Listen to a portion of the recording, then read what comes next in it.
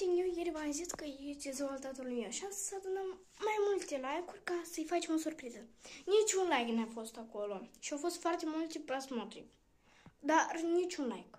Și eu am crezut azi când făceam tot aici, eu credeam că voi nu mă credeți. E adevărat dacă voi nu m-ați crezut. Uitați-vă ce este aici. Este dezastru și nu credeți că eu am făcut. Uitați-vă chiar și cadourile care tata le-a despachetat. Asta e înghețată mea, eu că mănânc. Uitați-vă, cadouri la mulți ani, uitați-vă la mulți ani. Și voi pe mine nu mă credeați. De ce n-ați adunat niciun like?